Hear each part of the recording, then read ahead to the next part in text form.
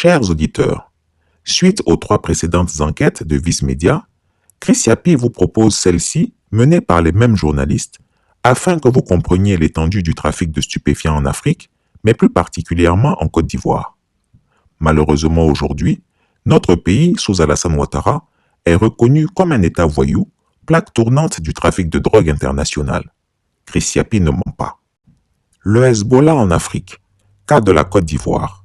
Lien oublié dans le trafic de cocaïne vers Anvers, Rotterdam. 4e partie. L'argent que la vie nocturne européenne met pour la cocaïne pourrait finir sur les comptes chèques des combattants du côté d'Assad dans le conflit syrien. Moi, c'est Monsieur X.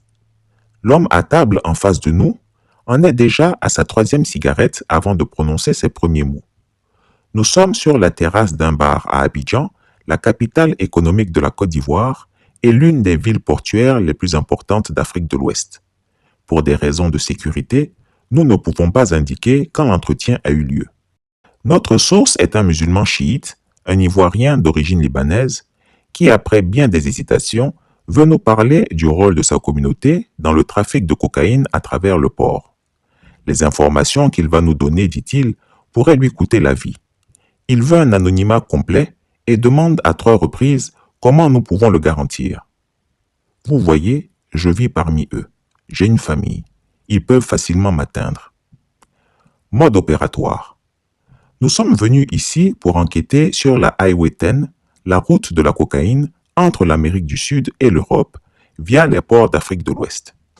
Abidjan, la ville portuaire où nous sommes implantés, apparaît pour la première fois dans une enquête du collectif de journalistes d'investigation italien IRPI. Ils ont retracé une cargaison de cocaïne d'Anvers jusqu'ici. Fin mars de cette année, la marine française a intercepté 6 tonnes de cocaïne à destination d'Abidjan en pleine mer, selon les informations de la police néerlandaise. Le Conseil de sécurité de l'ONU avait déjà tiré la sonnette d'alarme il y a quelques années. La drogue menace de déstabiliser le continent africain et de mettre en danger les objectifs de développement. La session thématique du Conseil de sécurité a été présidée par la Côte d'Ivoire. À Abidjan, les mafias italiennes de la Ndrangheta et de la Camorra sont présentes, mais notre source veut nous parler d'un 3e acteur important et indispensable dans le trafic de drogue. Après quelques efforts et hésitations, il décolle et nous donne immédiatement un aperçu détaillé. La drogue arrive par le port. L'argent sort par l'aéroport. 70% du trafic de drogue ici est aux mains des Libanais. Le reste est réparti entre les Brésiliens, les Nigérians et les Italiens. Supposons que je sois un commerçant libanais et que je gagne de l'argent grâce à des activités illégales telles que l'importation et l'exportation d'armes et de drogue. Je suis payé en liquide pour mes services car personne ne veut que l'argent soit traçable. Une partie doit être restituée au Liban, éventuellement à un commanditaire, mais utiliser le système bancaire international est trop risqué. Je vais payer quelqu'un ici en espèces et ils ordonneront à quelqu'un au Liban de payer le même montant à la bonne personne. À Abidjan, 3 personnes assurent ces opérations. Ils ont 10 employés et exigent un paiement de 5%. Ces 5% sont ensuite blanchis en investissant dans des supermarchés, des restaurants, en achetant de grandes surfaces et en construisant de nouveaux bâtiments.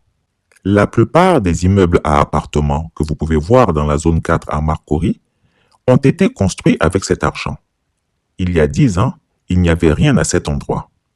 Maintenant, il y a des gratte-ciel.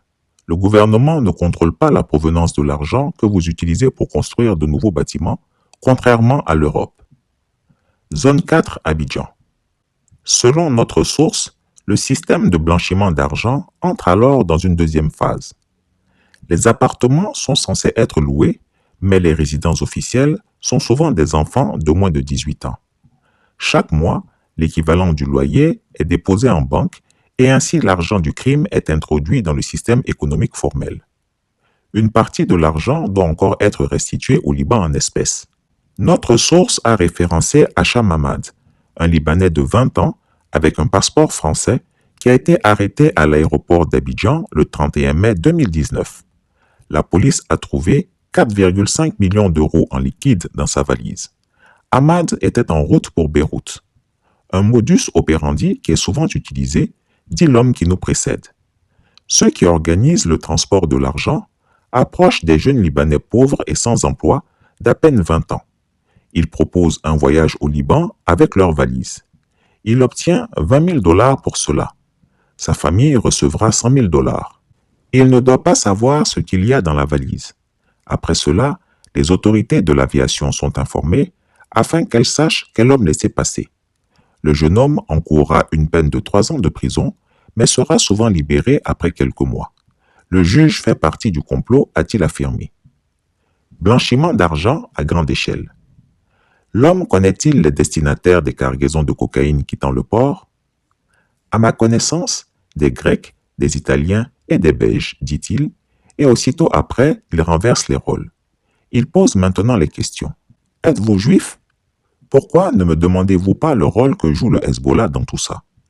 D'après le récit qui suit, le Hezbollah apparaît comme le chaînon manquant dans l'histoire qui vient d'être racontée. Selon notre source, le Hezbollah finance des services de bus aux différentes mafias qui utilisent le port, tant pour faciliter le trafic de cocaïne que pour fournir des services de blanchiment d'argent.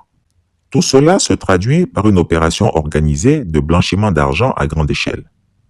Je connais 20 entreprises libanaises qui, employées par le Hezbollah, enregistrent l'argent du crime sur leur compte. L'organisation injecte de l'argent sale dans l'économie formelle et demande ensuite des dons. Cela se passe dans la vente de voitures, l'import-export, l'immobilier. Et cela n'arrive pas qu'ici, aussi au Togo, au Bénin et au Nigeria. Pour quelle raison notre source est-elle si floue? Quiconque n'est pas membre du Hezbollah peut l'oublier. Vous n'avez aucune chance de trouver un emploi. Au sein de la communauté chiite, il existe une division entre qui est et qui n'est pas membre. Je n'existe pas. Nous n'existons pas. Comme au Liban. En attendant, ils font faire leurs prières pour gagner des millions et des millions après. L'homme promet de nous envoyer une liste de personnes faisant partie du réseau d'opérations de trafic de drogue et de blanchiment d'argent à la fin de notre réunion. Nous n'avons plus entendu parler de lui. Par mesure de précaution, il a refusé de nous communiquer ses coordonnées. Il est donc possible que M. X ait complètement inventé son témoignage. Il est également possible qu'il ait donné ce témoignage par frustration ou ressentiment personnel. Marcory, zone 4. Cependant, les conclusions de notre enquête corroborent la plupart de ce qu'il nous a dit. Il y a d'abord l'arrestation d'Hachem Ahmad, le jeune de 18 ans avec une valise d'une valeur de 4,5 millions d'euros. Une source proche de la police ivoirienne nous a confirmé en juin 2020 qu'Ahmad avait bien été autorisé à sortir de prison après quelques mois. D'autres sources nous avaient déjà prévenus de jeter un coup d'œil à la zone 4 à Marcory, la partie d'Abidjan où vivent la plupart des Libanais, surnommée le Petit Beyrouth. La mosquée dorée de Marcory, une porte sur la mer. La zone 4 est située d'un côté du boulevard Giscard d'Estaing, où se trouvent les maisons closes et les clubs de striptease, et le bord même d'une île dans la lagune tropicale d'Abidjan de l'autre côté. En août 2019, nous comptions 35 nouveaux bâtiments et 32 chantiers de construction. Lorsque nous avons tenté de sortir de la voiture avec l'appareil photo autour du cou, nous avons immédiatement été entourés de sécurité privée, nous empêchant de prendre des photos. Nous avons fait un deuxième décompte en mai 2021. 7 nouveaux bâtiments ont été achevés et 19 chantiers ont été ajoutés. La zone 4 était simplement une zone de 4 km² où, avant 2004, aucun bâtiment n'était autorisé à dépasser 2 étages en raison de l'instabilité du sol. Les bâtiments que nous comptons ont de 7 à 20 étages. Certains ont une pancarte à louer écrite en grosses lettres. La plupart sont vides. S'agit-il d'une preuve tangible d'opération de blanchiment d'argent à grande échelle? Non, mais le drapeau rouge a été pris au sérieux par les instituts internationaux de surveillance de la criminalité et du blanchiment d'argent. Par exemple, l'imam de la mosquée dorée de Marcory a été inscrit sur la liste des sanctions américaines en 2009 pour avoir soutenu le Hezbollah. En septembre dernier, une entreprise de construction libanaise implantée à Abidjan a été inscrite sur la même liste de sanctions. L'entreprise de construction avait été mandatée par l'Association culturelle islamique ivoirienne Gadir, qui en plus d'un réseau d'écoles, anime un camp de scouts à Marcory. Outre les drapeaux libanais et ivoiriens, l'uniforme des chefs scouts montre une empreinte de l'imam Khomeini, selon la documentation rassemblée et publiée par les services de renseignement israéliens. Téhéran, Rotterdam, Anvers. Il ne fait aucun doute que le Hezbollah est présent dans la capitale économique de la Côte d'Ivoire. Le fait que l'organisation se finance en facilitant le trafic de drogue n'est pas nouveau dans le monde de la surveillance internationale de la criminalité. Avant 2010, Interpol et l'ONU avaient déjà écrit dans plusieurs rapports que les recettes de la cocaïne transportées vers l'Europe via l'Afrique de l'Ouest constituaient une part substantielle du financement du Hezbollah. En juin 2019, juste avant le début de cette enquête, l'Institut Abba Eban pour la diplomatie internationale en Israël est allé encore plus loin. Sur la base d'informations sur les récentes opérations de police en Europe, l'Institut a établi un lien direct avec les gardiens de la révolution iranienne, ou du moins la partie de la garde qui s'occupe des opérations militaires iraniennes à l'étranger. Les membres du Hezbollah opérant sur le sol européen reçoivent leurs ordres de l'envoyé du Hezbollah à Téhéran. Au moment de l'enquête d'Abba Eban, cet envoyé était responsable des opérations étrangères du Hezbollah, en étroite coopération et dialogue avec Qassem Soleimani, le général iranien et héros populaire, qui a été tué lors d'un raid aérien américain à Bagdad début 2020. Abba Eban estime qu'un cinquième à un quart des recettes du trafic de drogue le long de la route ouest africaine se sont retrouvées entre les mains du Hezbollah. Avec cet argent, le Hezbollah est armé, les salaires des combattants sont payés pour les familles des morts, comme par exemple dans la guerre civile syrienne où le Hezbollah combat aux côtés d'Assad. De Téhéran, en passant par les opérations du Hezbollah en Afrique de l'Ouest, la flèche va directement vers les ports européens. Bien que ceux-ci soient fortement mis en cause, Abba Eban manque de preuves tangibles de l'activité du Hezbollah à Anvers, Rotterdam ou Hambourg. Nous n'avons trouvé personne dans la justice ou la police belge ou néerlandaise qui souhaitait confirmer les activités du Hezbollah dans ces ports. L'Institut Abba Eban n'a pas répondu à nos demandes d'interview. Seules quelques traces peuvent être trouvées dans les dénonciations criminelles des 10 dernières années. En mai 2021, le Libanais Zakaria Koleila a été arrêté en Belgique, qui, selon la Drug Enforcement Agency, DEA américaine, avait préparé la mise en place d'une ligne de trafic de drogue entre la Colombie et le Bénin. Son frère, Ali Koleila, également arrêté et remis aux États-Unis, était à l'origine d'un transport de drogue raté de la République dominicaine à l'aéroport d'affaires de Durn, près d'Anvers. Ali maintient des liens avec le Hezbollah selon les États-Unis, bien que cela n'ait jamais été confirmé. Des journalistes criminels du journal de Télégraphe ont écrit à l'automne de l'année dernière que la justice néerlandaise soupçonnait que le grand criminel Ridwan Taghi, connu comme le chef du cartel de la drogue le plus dangereux d'Europe et d'Afrique, ait été protégé par l'État iranien pendant son séjour en Iran et à Dubaï, juste avant son arrestation. Cette protection serait venue après la médiation du Hezbollah. Il n'y a pas encore de certitude à ce sujet. Des preuves tangibles peuvent être trouvées un peu plus loin dans le temps. En mai 2008, les douanes allemandes ont trouvé environ 8,7 millions d'euros en liquide dans les bagages de 4 Libanais à l'aéroport de Francfort. L'argent contenait des traces de cocaïne et les empreintes digitales d'un Hollandais du nom de code Carlos. L'hebdomadaire allemand Der Spiegel, situé par des sources dans l'enquête policière, a écrit qu'une partie de cet argent envoyé à des proches était en lien direct au sommet du Hezbollah, dont le secrétaire général Hassan Nasrallah. Le projet Cassandra. Le Hezbollah n'est pas le premier, certainement pas le seul acteur politique ou militaire, à se financer à l'aide de l'argent de la drogue. Les FARC marxistes en Colombie, l'État français en Indochine, et selon un nombre croissant de chercheurs, la CIA au Nicaragua, pour n'en citer que 3 dans une longue liste, ont précédé l'organisation libanaise. Les drogues, et en particulier leurs recettes, ont joué un rôle important depuis la naissance du trafic international de drogue. Ce n'est pas différent dans le cas du Hezbollah, comme le montre un incident récent à la Maison-Blanche. Le projet Cassandra de la DEA visait à freiner le financement légal du Hezbollah. Il a commencé en 2008, mais a été fermé par l'administration Obama en 2016, selon des sources de la Maison-Blanche et de la DEA, craignant que le projet ne déplaise à l'Iran et mette en péril l'accord nucléaire.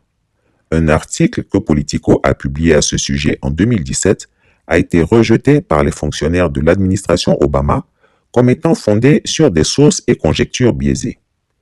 L'un des chapitres les plus connus et les plus tristement célèbres du projet Cassandra s'est déroulé au Bénin, une bande de terre verticale entre le Togo et le Nigeria. Sur un certain temps, 200 à 300 millions de dollars arrivaient dans le pays sous forme de voitures d'occasion chaque mois. Les voitures provenaient d'un réseau de 300 concessionnaires de véhicules d'occasion aux États-Unis, employés par le Hezbollah. L'argent de la drogue a été blanchi pour le redoutable cartel mexicain Los Zetas, qui avait libéré des tonnes de cocaïne sur le marché américain. Un homme d'affaires libanais de Medellín avait proposé aux Mexicains des services de blanchiment d'argent du Hezbollah sous la forme de voitures d'occasion. Après la vente des voitures au Bénin, l'argent est passé par des passeurs en espèces et par virement bancaire vers le Liban, d'où il est parti pour les Amériques. L'exode libanais.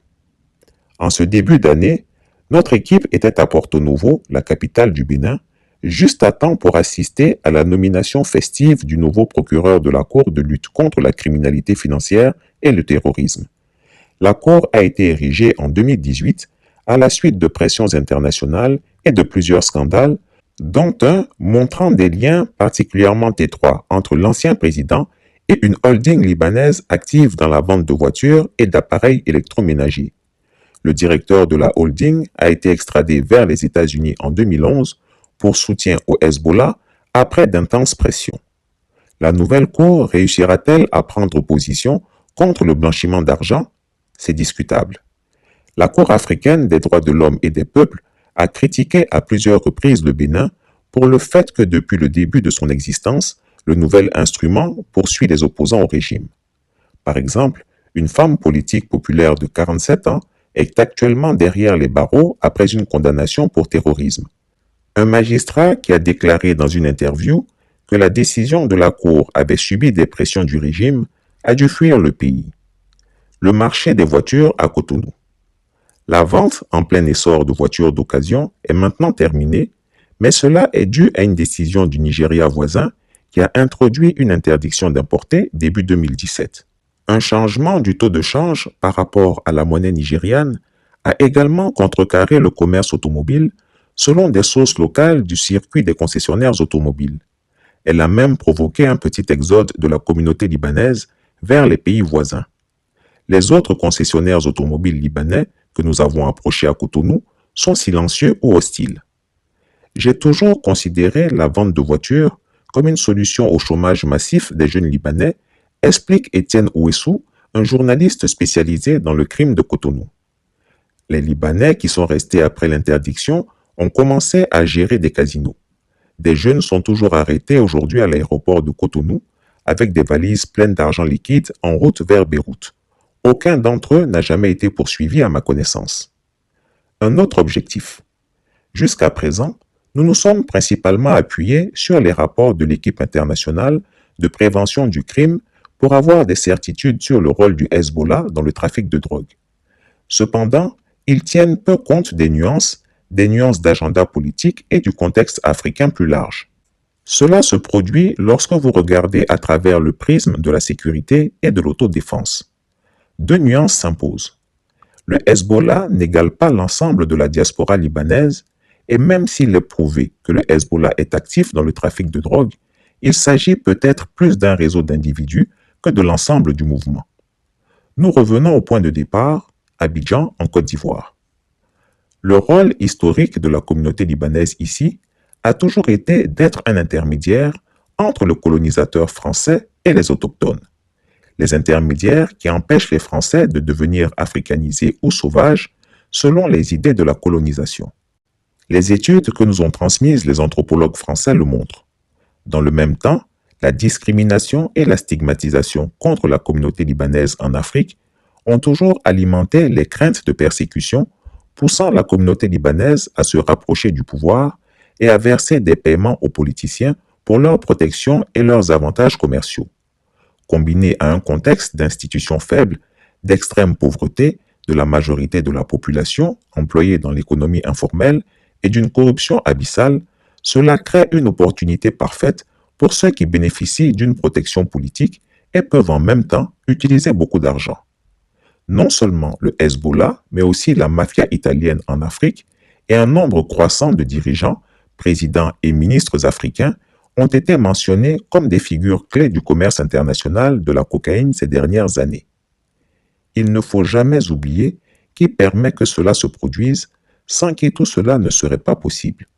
Les régimes locaux, l'élite politique africaine, qui se partagent les bénéfices en retour, explique un militant des droits humains à Abidjan sous de strictes conditions d'anonymat. C'est une collaboration, une symbiose dans laquelle les Libanais jouent très souvent le rôle de bouc émissaire et prennent les coups des politiques locaux qui se cachent derrière eux. Un article de Dan Bowens et Nicolas Ibekwe. Retrouvez Chris Yapi sur son nouveau compte Twitter, ses 2 chaînes YouTube, sa chaîne Dailymotion, Instagram et Mediapart.